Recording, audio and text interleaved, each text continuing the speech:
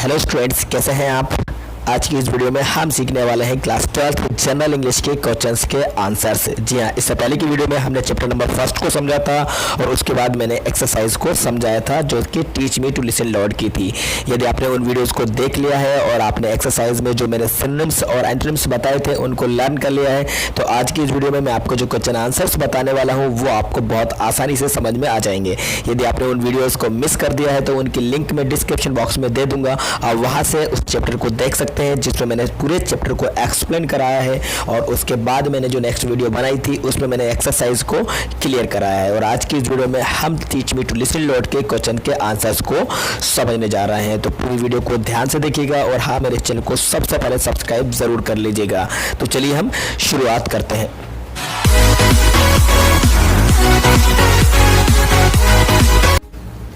तो चलिए स्टूडेंट, सबसे पहले हम इसके फर्स्ट क्वेश्चन को देख लेते हैं। स्टूडेंट, सबसे पहला इसका जो क्वेश्चन है वो दिया गया है, what message do those who are our nearest give us.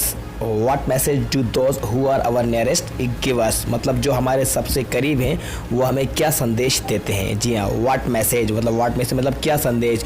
Do question है इसलिए डू आएगा। दोज मतलब कि वो लोग, जो लोग। हु आर अवर नियरेस्ट मतलब सबसे करीबी, इसको हमने एक्सरसाइज में समझा था। गिव मतलब देना, अस मतलब हमें। तो ओवरऑल इस क्वेश्चन का मतलब क्या हुआ, जो हमारे सबसे करीब हैं वो हमें क्या संदेश देते हैं। ठीक है, ये था क्वेश्चन। अब हम जानते हैं इसके आंसर को। तो इसका आंसर बहुत ही सिंपली लैंग्वेज में मैंने एक्सप्लेन करा है, आप समझ लीजिए। इसका आंसर क्या बनेगा, इसका आंसर बनेगा they give the message to listen them attentively.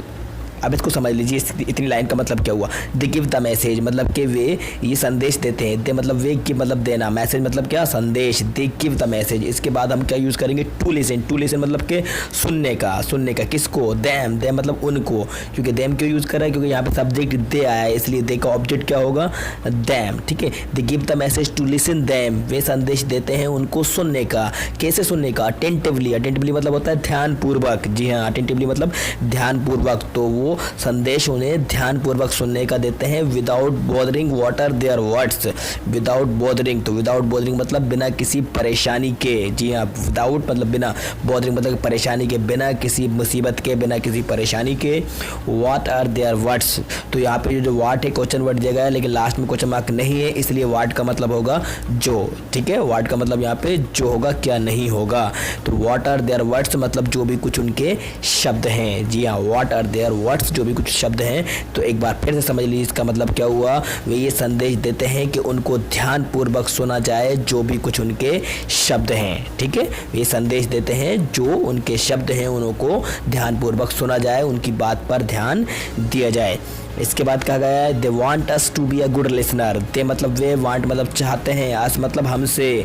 They want अस, वे हमसे चाहते हैं, क्या चाहते हैं, to be a good listener. To be मतलब बिकम मतलब बनना, बिकम मतलब बनना। गुड लिसनर मतलब श्रोता, तो वो हमसे एक अच्छा श्रोता बनना चाहते हैं। जी हाँ, वे चाहते हैं कि हम एक अच्छे श्रोता बन जाएं। They want us to be a good listener, वे हमसे अच्छा श्रोता बनना चाहते हैं कि हम अच्छे श्रोता बन जाएं, हम एक अच्छे लिसनर बन जाएं और उनकी बात पर सुने, उनकी बात पर ध्यान दें। जो भी कुछ उनकी पीड़ा है, जो भी कुछ उनके दुख हैं, दर्द हैं, उस पर हम ध्यान दें और जो कुछ वो कहना चाहते हैं उसको हम ध्यानपूर्वक सुने। ये था क्वेश्चन का आंसर। ठीक है, अब हम शुरुआत करते हैं नेक्स्ट क्वेश्चन की। तो देखते हैं इसका next question. Friends, second question दिया है, who are the people far from us, मतलब कौन लोग हमसे दूर हैं। हु आर मतलब कौन, आर द पीपल, फार मतलब होता है दूर, इसको हमने अभी समझा था। जी हाँ, फार मैंने अभी आपको बताया था, जब मैं एंटोनिम बता रहा था तब मैंने आपको बताया था। फार मतलब होता है दूर, फ्रॉम मतलब होता है से। तो who are the people far from us, तो इसका मतलब होता है कौन लोग हमसे दूर हैं। अच्छे तरीके से समझ लीजिए, who are the people far from us मतलब कि कौन लोग हमसे दूर हैं। तो ये हमने पोएम को समझा था, तब मैंने आपको बताया था कि कौन लोग हमसे दूर हैं, तो आपको वो बात तब भी समझ में आ गई होगी। अब हम उसका आंसर यहाँ पे लिख लेते हैं। तो सिंपली इसका आंसर हम क्या लिखेंगे, द होपलेस। जी हाँ, the hopeless, the forgotten and the suffering are the people far from us. तो द होपलेस मतलब निराश, द होपलेस, तो होपलेस मतलब कौन, निराश। तो मतलब जिनके अंदर आशा की कोई किरण ना बची हो, उम्मीद की कोई किरण ना बची हो, उनको कहा जाता है द होपलेस। ये पोएम में भी आया था। तो सबसे पहले हम क्या कहेंगे, द होपलेस, फिर कॉमा लगा के लिखेंगे द फॉरगॉटन मतलब उपेक्षित, ये भी आप समझते हैं इसका meaning. The hopeless, the forgotten and the suffering. अब यहाँ पे सफरिंग वर्ड यूज़ किया है, किसके लिए यूज़ किया हमने? एंगेज्ड के लिए। तो आप एंगेज्ड वर्ड भी यूज़ कर सकते हैं जिसको दुखी कहा जाता है, और आप उसका सिमिलर वर्ड सफरिंग यूज़ करना चाहते हैं तो आप सफरिंग भी इजीली यूज़ कर सकते हैं, और इसको आपने कई बार एप्लीकेशन में यूज़ भी किया होगा, तो सिंपली आपको इसकी स्पेलिंग पता होगी।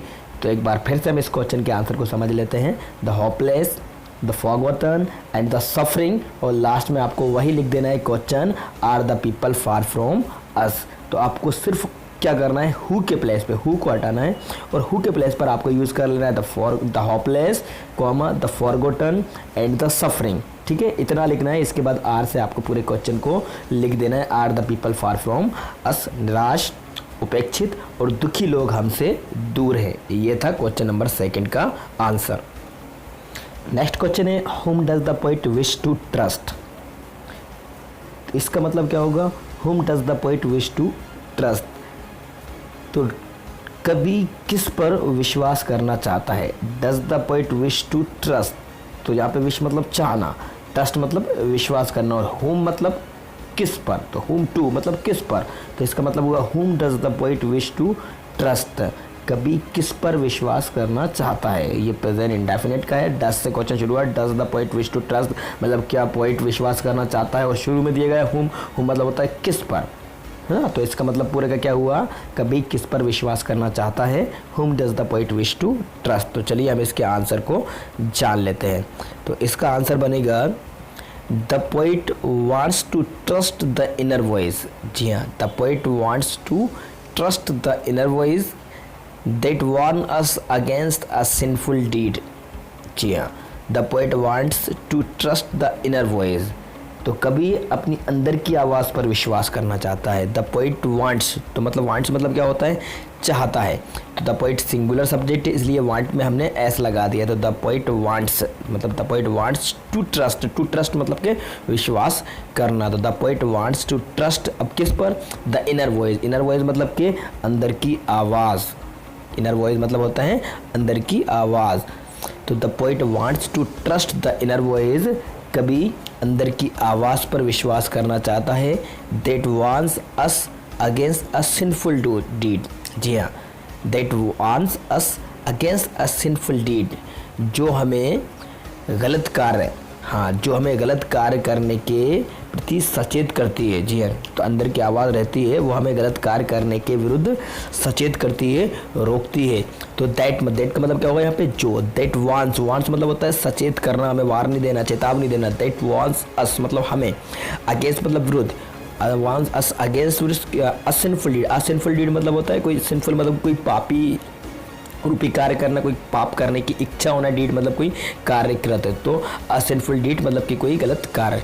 तो ओवरऑल इसका मतलब ये हुआ, the poet wants to trust the inner voice, poet अपने अंदर की आवाज़ पर विश्वास करना चाहता है, जो हमें गलत कार्य करने के विरुद्ध सचेत करती है। ठीक है, आगे दिया गया है, it also distinguishes between right and wrong. जी हाँ, वह हमें सही और गलत, बिटवीन राइट एंड रॉन्ग, सही और गलत के बीच का अंतर बताती है। जी हाँ, जो हमारे अंदर की आवाज़ है, तो ये इट किसके लिए यूज़ हो रहा है हमारे अंदर की आवाज़ पर, इट मीन्स इनर वॉइस पर। तो इट आल्सो डिस्टिंग्विशेस मतलब कि बताती है, क्या बताती है, बिटवीन मतलब होता है बीच में। ये एक प्रीपोजिशन है, दो लोगों के बीच की बात के लिए हम बिटवीन का यूज़ करते हैं। बिटवीन राइट एंड रॉन्ग मतलब कि सही और गलत। तो ये जो अंदर की आवाज़ है वह हमें सही और गलत, जी हाँ, सही और गलत के बीच का अंतर बताती है। इसलिए पोइट हमसे अपनी इनर वॉइस पर, अंदर की आवाज़ पर विश्वास करने के लिए कहता है कि वो हमें सही और गलत कार्य करने के प्रति अंतर बताती है और हमें गलत कार्य करने से रोकती है। ठीक है, ये था हमारा क्वेश्चन नंबर 3। नेक्स्ट क्वेश्चन है, when does the poet wish to listen to the voice of God. इसका मतलब है पोइट गॉड की, ईश्वर की आवाज़ कब सुनना चाहता है। वैन मतलब होता है कब। Van does the poet wish, तो डज द पोइट विश मतलब कि क्या पोइट चाहता है, टू लिसन मतलब सुनना, to the voice of God मतलब कि गॉड की आवाज़ को। तो ओवरऑल इसका मतलब हुआ, पोइट ईश्वर की, गॉड की आवाज़ को कब सुनना चाहता है। When does the poet wish to listen to the voice of God, तो गॉड की आवाज़ को पोइट कब सुनना चाहता है। तो इसका आंसर भी हमने जब पोएम को समझा था तब आपको समझ में आ गया था, क्लियर बताया गया था कि पोइट पोइट गॉड की आवाज़ को कब कब सुनना चाहता है। तो चलिए हम इस आंसर को लिख लेते हैं। तो इसका आंसर क्या बनेगा, the poet wishes to listen to the voice of God. जी हाँ, पहले हम इसकी शुरुआत यहीं से करेंगे क्योंकि पहले हमें सब्जेक्ट का यूज़ करना है।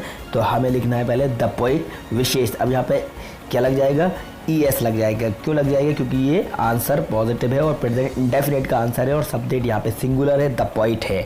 तो द पोइट सिंगुलर सब्जेक्ट है, इसलिए यहाँ पे ES का यूज़ किया जाएगा। क्वेश्चन डज से था, इसलिए आंसर में हम सब्जेक्ट द पोइट के बाद विश में ES का यूज़ करेंगे। तो the poet wishes to listen मतलब सुनना, to the voice of God तो मतलब क्या हुआ, पोइट ईश्वर की आवाज़ को सुनना चाहता है। कब कब सुनना चाहता है, देखिए in busyness and in boredom, in busyness and in boredom.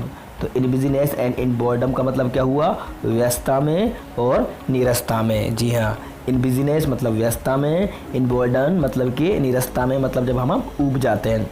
तो in busyness and in boredom, ठीक है। इसके बाद हम कॉमा लगा के क्या यूज़ करेंगे, uncertainty and in doubt, uncertainty and in doubt मतलब सर्टेनिटी मतलब निश्चितता में और संदेह में, इनसर्टेनिटी एंड इन डाउट। तो मतलब इनसर्टेनिटी मतलब कि निश्चितता में, एंड इन डाउट मतलब के संदेह में। इनका मतलब क्या निकल रहा है यहाँ पे, में, याद रखिएगा इनका मतलब क्या है यहाँ पे, में, ठीक है। इसके बाद और क्या कहा गया था, इन नॉइस एंड इन साइलेंस। जी हाँ, इन नॉइस एंड इन साइलेंस। तो इन नॉइस मतलब कि शोरगुल में, इन नॉइस मतलब शोरगुल में। तो नॉइस मतलब होता है शोर। आपने सुना होगा, आपके टीचर ने कई बार आपसे बोला होगा डोंट मेक अ नॉइस मतलब कि शोर मत करो। तो ये वो वाला नॉइस है, मतलब कि शोर वाला। तो इन नॉइस मतलब शोरगुल में, एंड इन साइलेंस और शांति में। टीचर आपसे भी बोलता है कीप साइलेंट प्लीज साइलेंस, तो साइलेंस मतलब होगा शांति। तो इन नॉइस मतलब शोरगुल में और इन साइलेंस शांति में। तो पोइट ईश्वर की आवाज़ को, गॉड की आवाज़ को कब कब सुनना चाहता है, व्यस्तता में, नीरसता में, निश्चितता में, संदेह में, शोरगुल में और शांति में गॉड की आवाज़ को सुनना चाहता है। आई होप दैट आपको ये आंसर बहुत अच्छे तरीके से समझ में आ गया होगा। चलिए अब नेक्स्ट क्वेश्चन देख लेते हैं। तो नेक्स्ट क्वेश्चन इसका, how could listening to the one to one's inner voice be helpful. मतलब किसी व्यक्ति को अपनी अंदर की आवाज़ सुनना कैसे सहायक हो सकता है। How could listening to one's inner voice मतलब कि किसी व्यक्ति को अपनी अंदर की आवाज़ बी हेल्पफुल मतलब कि कैसे सहायक हो सकता है, कि अगर कोई व्यक्ति अपने अंदर की आवाज़ को सुने वो कैसे उसके लिए हेल्पफुल हो सकती है, सहायक हो सकती है। चलिए हम इसके आंसर को समझ लेते हैं। तो इसका आंसर बनेगा, the inner voice warns us against a sinful deed. इससे पहले भी हमने इन वर्ड्स को, इन लाइंस को यूज़ किया था, वही बात हम यहाँ पे क्लियर बताएंगे। The inner voice warns us against a sinful deed मतलब अंदर की आवाज़ हमें गलत कार्य के विरुद्ध सचेत करती है। तो द इनर वॉइस वार्न्स अस मतलब कि हमें सचेत करती है किसके विरुद्ध, अगेंस्ट अ सिनफुल डीड मतलब सिनफुल डीड मतलब होता है गलत कार्य। तो पूरा इसका मतलब क्या हुआ, the inner voice warns us against a sinful deed मतलब अंदर की आवाज़ हमें गलत कार्य के विरुद्ध सचेत करती है। It distinguishes between what is right and what is wrong मतलब वे हमें क्या सही है और क्या गलत है के बीच का अंतर बताती है। लास्ट क्वेश्चन है इसका, what is the overall mood of the poem teach me to listen Lord. मतलब ये जो पोएम है teach me to listen Lord नाम की, आखिरकार इसका भावार्थ क्या है। तो चलिए हम इसके भावार्थ को समझ लेते हैं। मतलब इसका भावार्थ क्या निकलता है, इसका मोरल क्या निकलता है इस पोएम का। तो इसके आंसर को भी समझ लेते हैं। तो इसके आंसर बनेगा, the overall mood of the poem is that of love, care and devotion to humanity and God. तो आखिरकार इस पोएम का भावार्थ है मानवता और ईश्वर के प्रति, इसके मानवता और ईश्वर के प्रति स्नेह, चिंता और समर्पण का भाव है। जी हाँ, पर इज दैट ऑफ लव मतलब स्नेह, केयर मतलब चिंता, एंड डिवोशन मतलब क्या होता है, समर्पण होना। चाहिए किसके प्रति समर्पण होना, टू ह्यूमैनिटी एंड गॉड मतलब कि ह्यूमैनिटी मतलब कि मानवता के प्रति मतलब कि इंसानियत के प्रति, और गॉड के प्रति तो मतलब कि इंसानियत के प्रति और गॉड के प्रति हमें पूरी तरह से स्नेह रखना चाहिए, उनकी चिंता करना चाहिए और पूरी तरह से समर्पण का भाव हमारे अंदर होना चाहिए इंसानियत के लिए, मानवता के लिए और गॉड के लिए। पूरी तरह से हमें अपने आप को समर्पण करना चाहिए, उनकी चिंता करना चाहिए और उनसे स्नेह करना चाहिए। तो लास्ट में हम बोलेंगे we should help the suffering. तो we should help the suffering, we मतलब हमें, शुड मतलब चाहिए, ये एक मॉडल है। तो वी शुड हेल्प मतलब मदद करना, किसकी? The suffering. तो सफरिंग का मतलब आपको समझ में आ गया होगा, सफरिंग मतलब होता है दुखी लोग, पीड़ित लोग। तो we should help the suffering, तो हमें दुखी लोगों की, पीड़ित लोगों की मदद करना चाहिए, हमें उन पर ध्यान देना चाहिए।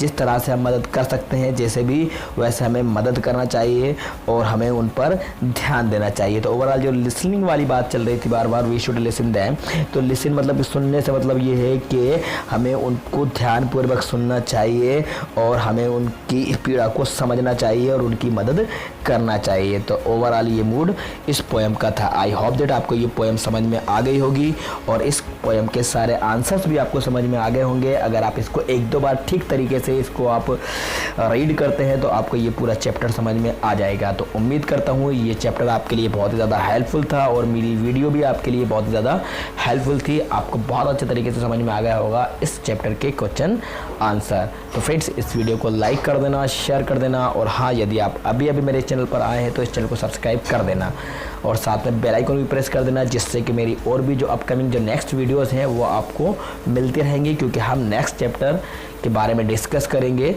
तब तक के लिए अलविदा, थैंक यू सो मच।